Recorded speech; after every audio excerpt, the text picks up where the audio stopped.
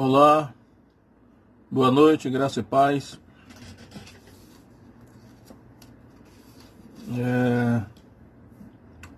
Estamos vivendo e convivendo nestes dias com o fenômeno da morte. Constantemente estamos ouvindo no noticiário, ou mesmo fora do noticiário, pessoas que estão morrendo por conta da pandemia. E a morte é um assunto desagradável. Geralmente as pessoas não gostam de falar deste assunto. Mas em virtude da realidade que nós estamos vivendo, não adianta querer fugir deste tema, né, deste assunto. Então eu gostaria de dar uma olhada na Escritura para aprendermos alguma coisa a respeito da morte. Porque devemos estar preparados para tudo, né? Aliás, alguns dizem que desde que nós nascemos já começamos a morrer. Seja com pandemia, seja numa situação de normalidade, a morte ronda o ser humano. Como disse certo pregador, só Deus pode impedir, né, que nós viemos a partir deste mundo. Então vamos ver. Eu quero falar sobre este tema hoje. E o tema que eu dei, o título desta mensagem é O Último Inimigo. O Último Inimigo.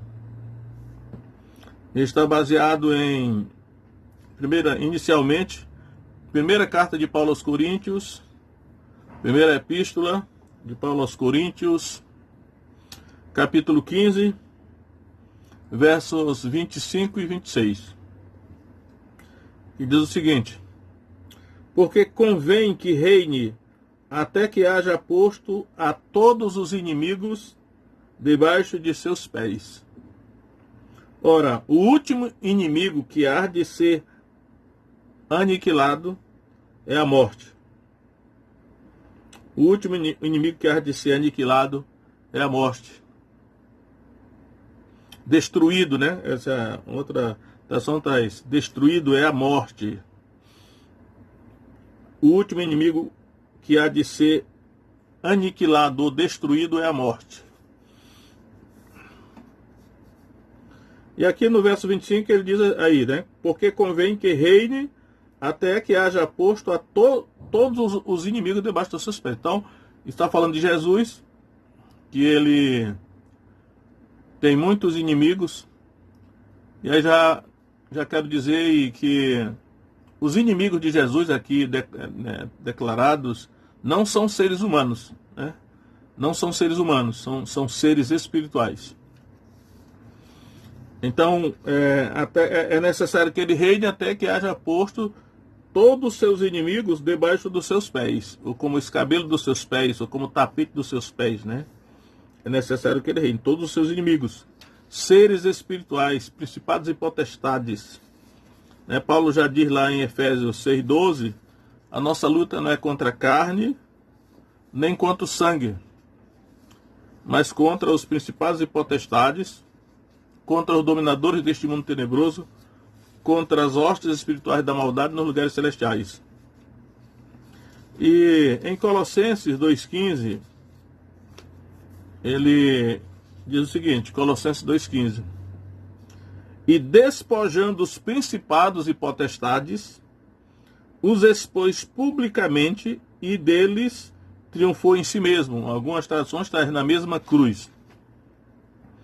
Então, o despojando, Jesus despojou os principados e potestades, o despojo de guerra. Numa guerra, o vencedor, ele toma o despojo do perdedor.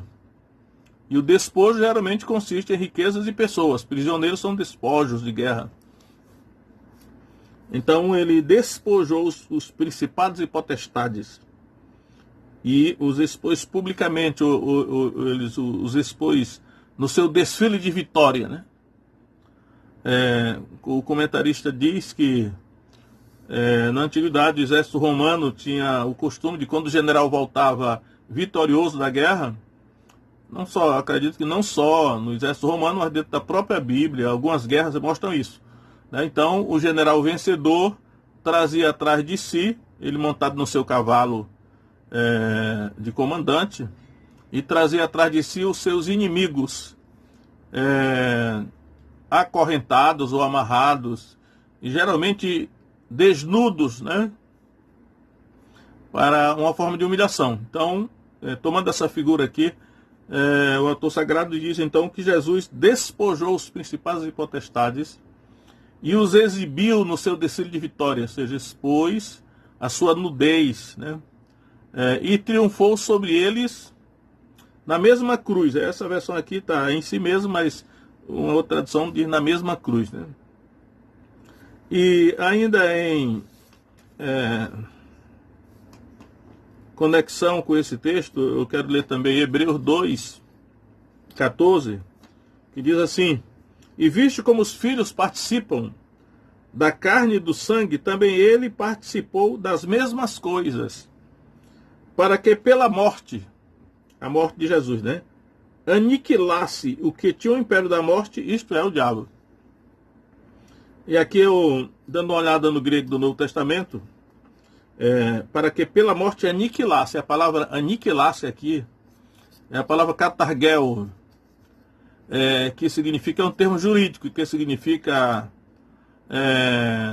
revogar, por fora de uso, tornar sem efeito, sem valor, como uma lei que é revogada, ela para de ter autoridade, né, para a sua vigência. Então, ele aboliu, né, assim, pela sua morte, poderia ser, aboliu o que tinha o império aqui, o governo sobre a autoridade sobre a morte, isto é, o diabo. O diabo, então, é uma figura angélica, por assim dizer, um principado, né, um príncipe deste mundo. Jesus falou mais de uma vez sobre isso. Mas debaixo da autoridade de Satanás, dentro da hierarquia angelical, Satanás está acima da morte, né, porque a morte também ela é um anjo. Então,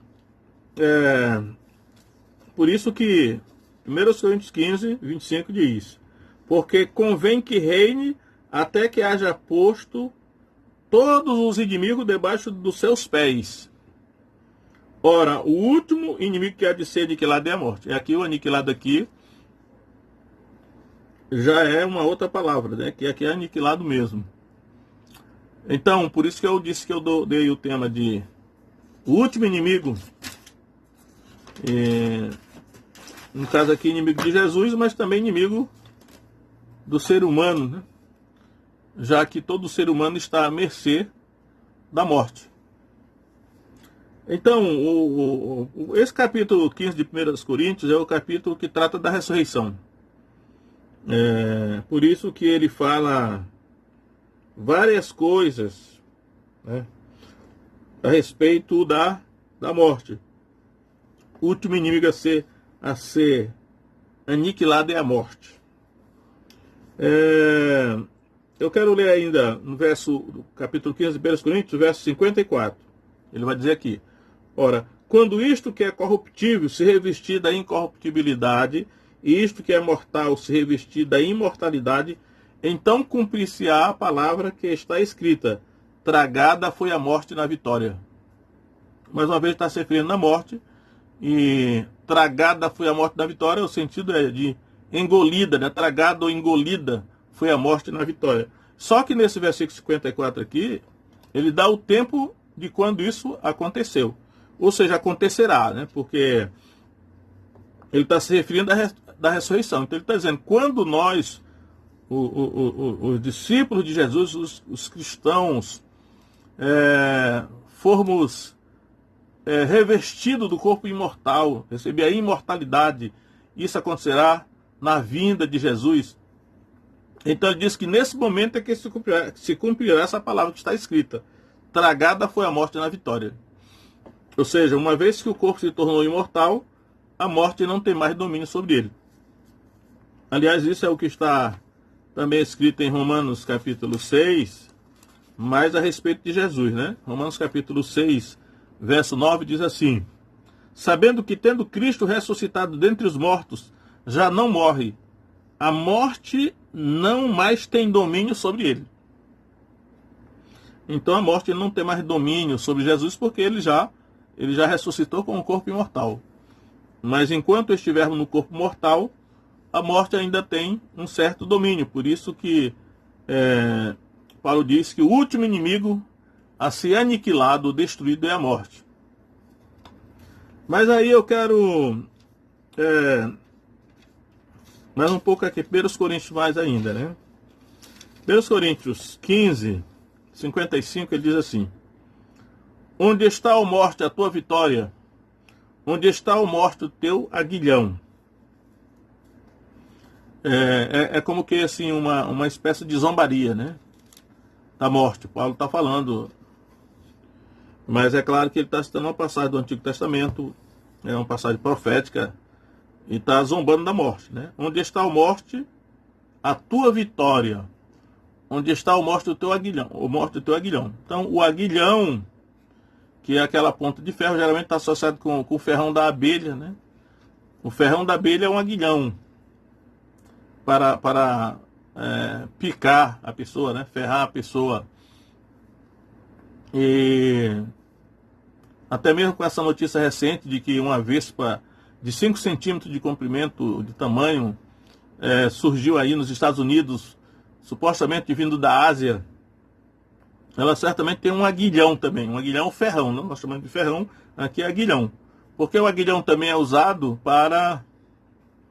É um instrumento de ferro, com ponta de ferro, e usado para tanger animais, né? Controlar o boi, né? o boi, o cavalo, os animais que o ser humano domina, e ele usa o aguilhão para controlar, para ferroar, né? Por isso que também Jesus fala com Paulo, né, quando Saulo de Tarso, né, caminho de Damasco, né, até quando recalcitrarás contra os aguilhões, né? Inútil te é recalcitrar contra os aguilhões. E ali dizem que o sentido é dar coice contra os aguilhões, porque ele estava fazendo uma comparação de um animal, de um boi, ou coisa desse tipo. E, naturalmente, os aguilhões ali eram na consciência de Paulo, né? Acho que, em virtude de ter testemunhado a morte de Estevão, apedrejado, a consciência de Paulo passou a ser acicatada com aguilhões psicológicos, a consciência dele, por isso Jesus diz, né? Até quando recalcitrarás contra os aguilhões, ou darás coice contra os aguilhões, né? E aqui, Paulo diz aí: onde está a morte, a tua vitória? Onde está a morte, o teu aguilhão? Como se a morte tendo um aguilhão, ferrão, né? Aí diz aqui, ó, o aguilhão da morte é o pecado. Acho que isso é uma revelação, uma chave, né? O aguilhão da morte é o pecado. A morte tem autoridade onde há pecado. E ele diz aqui: e a força do pecado é a lei. Então, o pecado é a transgressão da lei, né? Isso é transgressão da lei de Deus. Isso é o pecado, é um dos acepções de pecado.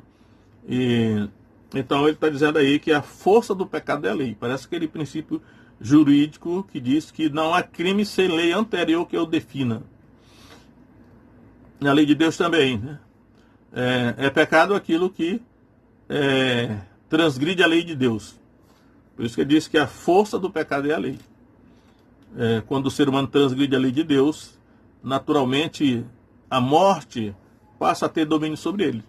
Isso começou lá no Jardim do Éden, quando Deus disse para o Adão: você pode comer de toda a árvore do jardim, mas da árvore do conhecimento do bem e do mal não comerás dela, porque no dia que dela comeres, certamente morrerás. Então, quando Adão comeu, cumpriu-se a palavra, né? E aí o Adão passou a morrer, e nós, como o herdeiro dele, passamos a morrer juntos. Passamos a morrer também. A morte passou a ser uma realidade nas nossas vidas. Mas eu quero elaborar um pouco aqui em Apocalipse, para vermos alguma coisa mais, revelação sobre a morte. Apocalipse 1:18, quando Jesus aparece para João na ilha de Patmos, ele diz assim: e o que vivo e fui morto, mas eis aqui estou vivo para todo sempre, amém. E tenho as chaves da morte e do inferno. As chaves da morte e do inferno. A morte aqui é a palavra thanatos, o thanato, né? No grego é thanato. Às vezes aparece na forma do genitivo thanato. Então, aí ele disse, né? Eu tenho a chave da morte e do inferno. A palavra inferno aqui é a palavra Hades, o Hades, o Hade. E aí eu entendo que hoje é assim. Isso que está descrito aqui como a morte e o inferno parece ser um lugar, dois lugares, né? Um lugar é a morte, outro lugar é o inferno. Tem uma chave da morte e do inferno. As chaves está no plural, então tem umas chaves. Parece que a morte é um lugar, no caso o mundo dos mortos, né? E o inferno aqui é outro lugar, que ele está falando que ele tem as chaves.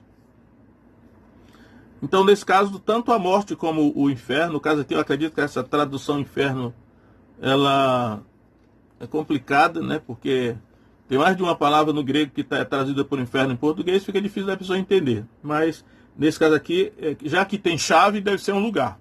A morte e o inferno. Então, vamos focar na morte. A morte, no caso aqui, é um lugar, porque tem chave. E Jesus ressuscitado, ele diz, eu tenho a chave da morte e do inferno. Ou seja, de Thanatos e do Hades. Né? Aliás, o Hades é apresentado muito mais como um lugar. No caso da história de Rico e Lázaro, diz lá que o rico estava no Hades, naquele local de tormento. Ele diz lá, então é no lugar ali. Jesus disse, eu tenho a chave desse lugar aí. Aí quando nós vamos, no caso aqui, então a morte é um lugar, a nossa conclusão é essa. Só que em Apocalipse 6, no verso 8, né, o quarto cavaleiro vai dizer o seguinte: e olhei e vi um cavalo amarelo, que nós já sabemos que esse amarelo aqui na verdade é verde, né? Cloros e clorofila. E o que estava sentado sobre ele tinha por nome morte. Então, já vemos aqui então que essa morte aqui, que é o Thanatos, não é um lugar aqui. Aqui é uma pessoa, ou seja, um anjo, né, ou um príncipe. Então, porque ele estava cavalgando esse cavalo, né? E o que estava assentado sobre ele tinha por nome morte. E o inferno o seguia. Ou seja, o Hades. Aqui o Hades o seguia. Então, o Hades, naturalmente, aqui é um outro príncipe, um outro anjo. Aliás, na mitologia grega, esse príncipe de Hades é muito mencionado. Mas como a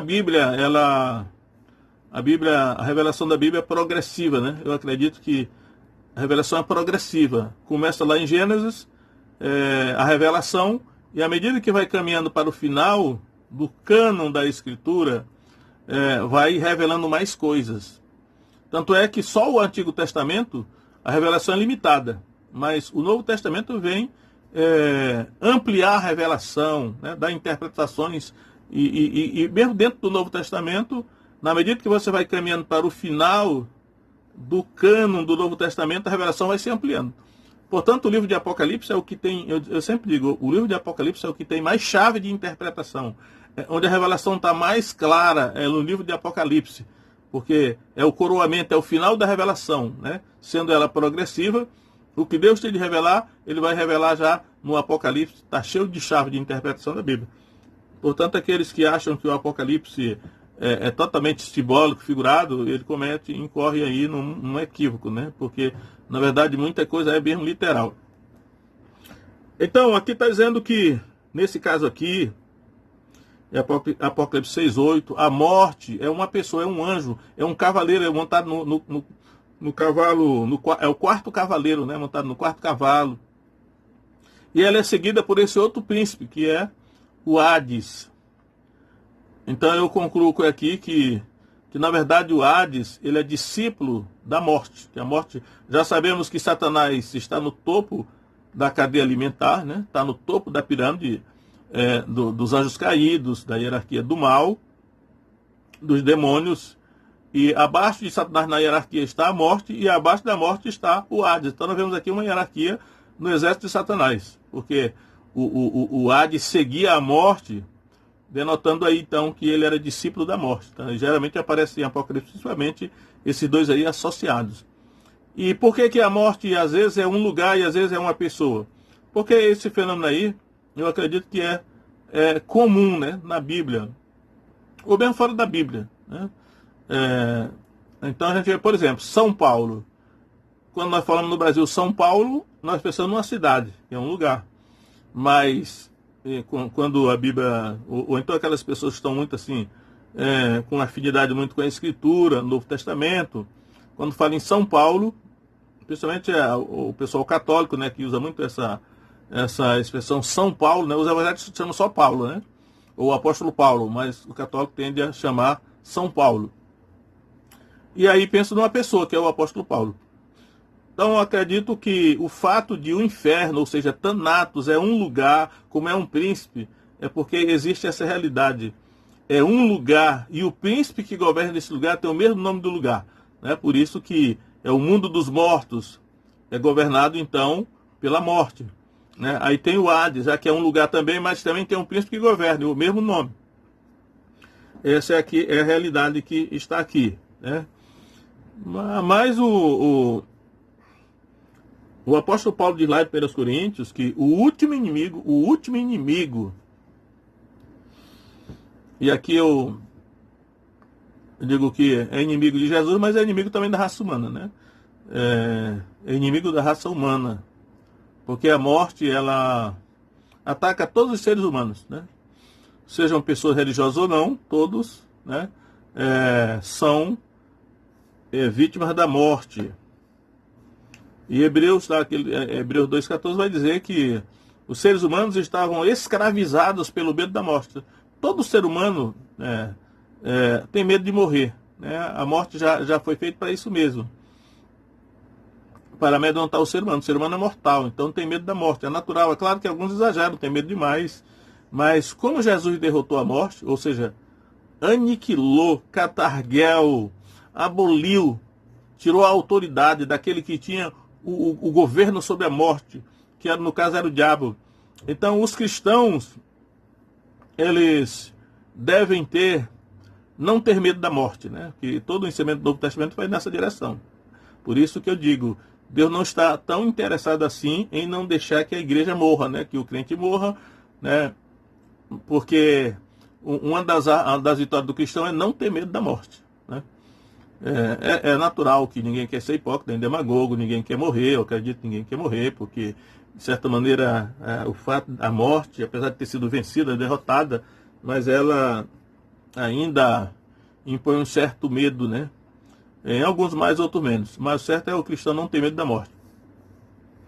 Aí nós vamos lá para Apocalipse capítulo 20, por isso que diz lá, olha, o último inimigo a ser aniquilado é a morte. Eu vou mostrar lá que em Apocalipse 20, fala aqui de uma linguagem que, se não tiver cuidado, não vai entender, né? Mas, vamos ver aqui, Apocalipse 20,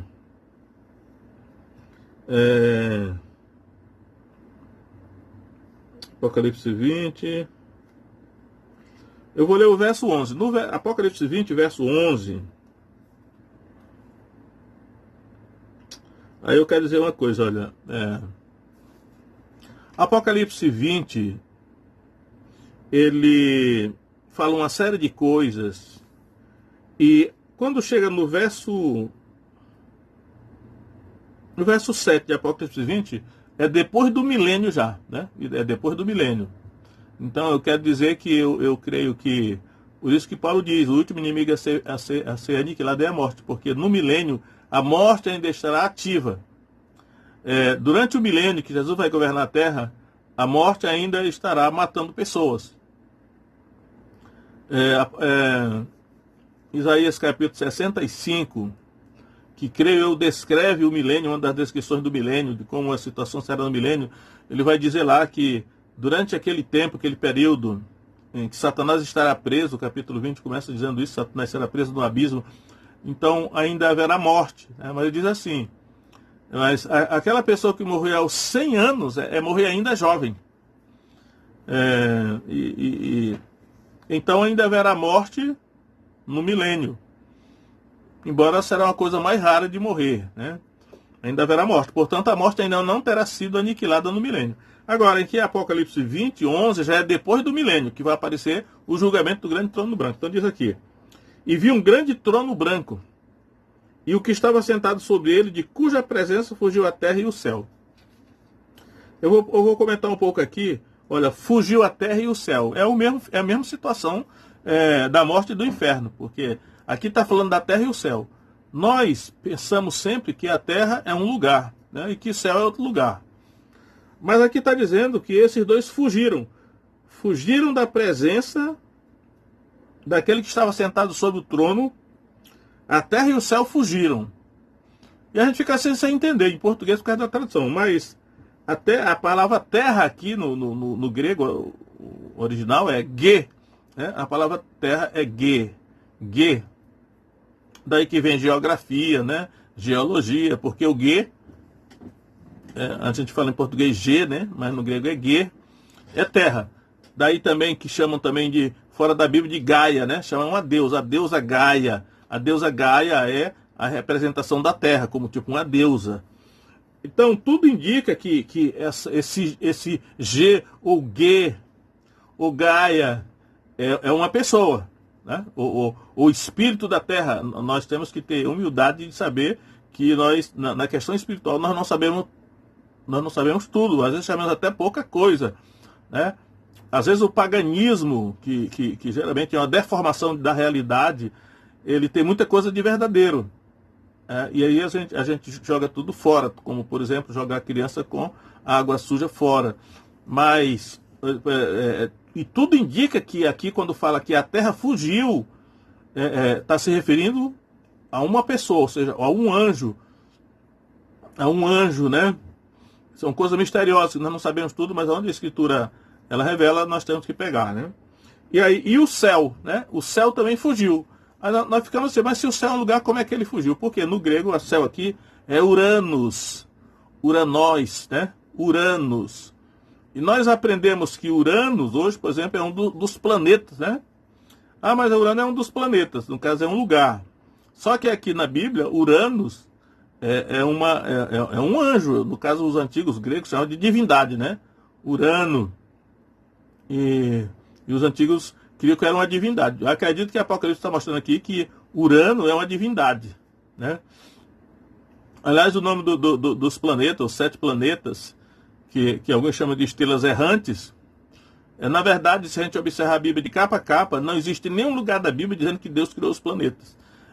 Desde do primeiro capítulo de Gênesis, que a Escritura ela diz 3 coisas que Deus criou, que são os astros, são o Sol, a Lua e as estrelas. Por todo lugar, essas 3 categorias de astros são mencionados que Deus criou: o Sol, a Lua e as estrelas. O Sol para governar o dia, a Lua para governar a noite e as estrelas também para iluminar a Terra. É só isso aí. Aí de onde apareceu essa ideia de planetas foi pelo meio do caminho que isso aí foi colocado, né?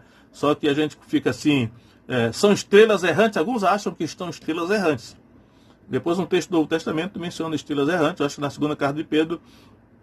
Então, mas nesse caso aqui, Uranus ou céu é um anjo, é uma pessoa. Por isso que ele fugiu também, né? Da presença do grande trono branco.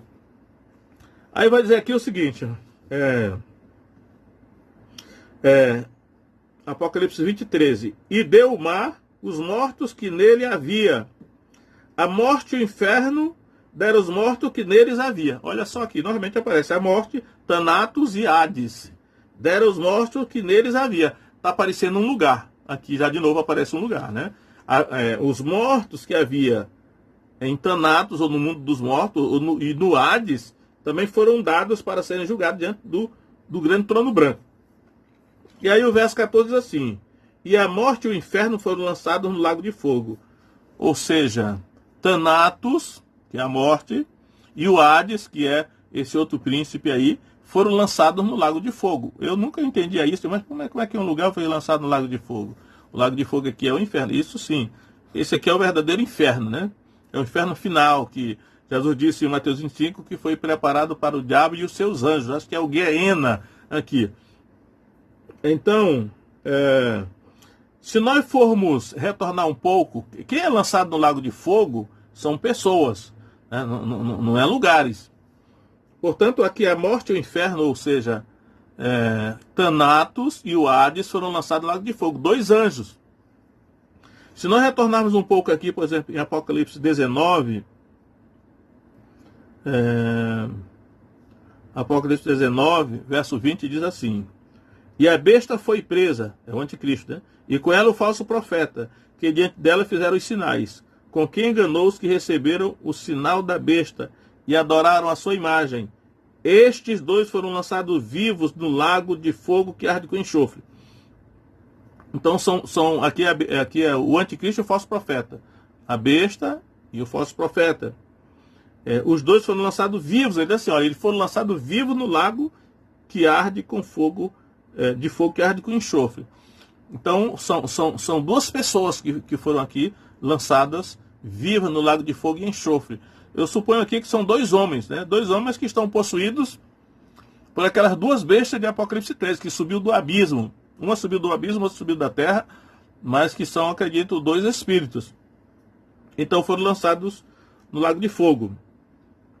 E quando chegamos em Apocalipse 20, verso 10, diz assim: e o diabo que os enganava foi lançado no lago de fogo e enxofre, onde está a besta e o falso profeta, e dia e de noite serão atormentados para todo sempre.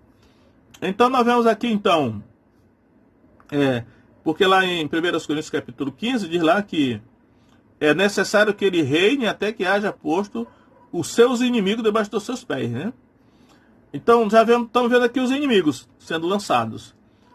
A besta sendo lançada, porque aquele espírito subiu do abismo, que é o anticristo incorporado num homem. O falso profeta, a mesma coisa. Então, eles foram lançados definitivamente. O lago de fogo e enxofre, o Guiena, é definitivo, não sai mais de lá. Será atormentado para todo sempre. Depois o diabo mesmo, que é o dragão, que anteriormente tinha sido lançado no abismo durante 1000 anos e agora é tirado do abismo, mas agora a sentença final, ele é lançado no lago de fogo, onde já estão abertas, e o falso profeta. Ou seja, os inimigos de Jesus, é necessário que ele reine até que haja posto todos os inimigos debaixo de seus pés. E durante o milênio, a morte ainda estará agindo, né? Ela ainda não terá sido aniquilada, porque pessoas morrerão ainda no milênio, ainda que seja mais raro. E aqui, é por isso que Paulo diz, o último inimigo a ser aniquilado é a morte, porque aqui vai se cumprir essa palavra. E a morte, Thanatos e o Hades foram lançados no lago de fogo. A morte e o inferno foram lançados no lago de fogo. Esta é a segunda morte. Pronto, aqui cumpriu-se aquela palavra lá de 1 Coríntios 15.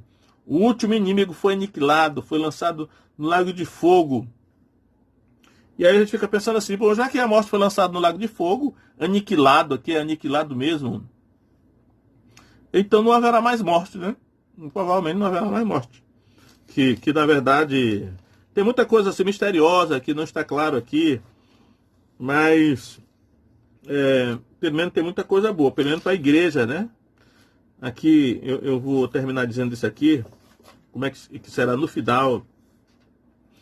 Apocalipse 22, verso 3 diz assim: e ali nunca mais haverá maldição contra alguém na cidade, a cidade Nova Jerusalém. Nela estará o trono de Deus e do Cordeiro, e os seus servos o servirão, e verão o seu rosto, e nas suas testas estará o seu nome.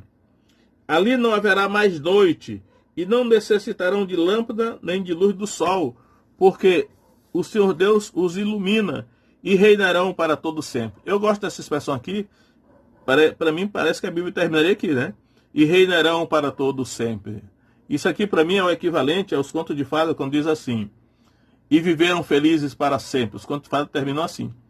Aqui a Bíblia poderia terminar aqui, né? E reinarão para todo sempre. Mas é claro que depois daí ainda tem o restante do capítulo 22, tem uma série de outras coisas para dizer, mas o final feliz é isso aí, né? Reinarão para todo sempre, E a morte, que é o último inimigo, foi aniquilado, será aniquilado, né? Mas a morte já perdeu autoridade sobre Jesus depois que ele ressuscitou, né? A morte não teve autoridade para matar Enoque nem Elias, que foram arrebatados vivos. E a morte não terá autoridade sobre os crentes ressuscitados. Quando Jesus vier, na sua primeira vinda, quando Jesus vier, né, que os crentes serão transformados, seu corpo transformado, então a morte perderá a autoridade sobre aqueles cujos corpos foram transformados. A redenção do corpo imortal, a imortalidade da morte não tem mais domínio. E aí depois, no final do milênio, no grande julgamento do trono do branco, a própria morte será lançada no lago de fogo e ela será aniquilada, né? Não existirá mais. E aí acredito que a imortalidade acontecerá aí para tudo, né? Então, nesse cenário que a morte está fazendo a festa, né? Por aí, naturalmente, o Hades deve estar junto dela ali, fazendo, seguindo, né? Porque eles trabalham juntos. É muita mortandade que Apocalipse menciona, mas tem duas coisas aí para terminar. Primeiro que o cristão fiel, o servo de Deus mesmo, Deus pode proteger e guardá-lo, né? Como diz o Salmo 91, praga alguma chegará à tua tenda. Então, uma das maneiras de nós nos prevenirmos contra esse tipo de coisa, é claro que devemos tomar todas as precauções, as providências sanitárias e tais, mas ao mesmo tempo sabendo que o nosso relacionamento com Deus precisa ser consertado. Se houver alguma ilegalidade no seu relacionamento com Deus, procure consertar, né? Para minimizar as possibilidades de você ser infectado. Mas se for da vontade de Deus que alguém seja infectado e que morra, né, para o cristão, muitas vezes a morte é uma vitória, né? Porque irá ressuscitar, e depois que ressuscitar com o corpo imortal, a morte não terá mais domínio sobre essa pessoa. Então, não tenha medo da morte, mas tome todas as precauções para não morrer, né? Sabendo que Deus, no final mesmo, Deus, Jesus, né, é aquele que pode nos guardar e proteger e dar vida eterna. Amém. Deus abençoe cada um dos irmãos. Em nome de Jesus, amém.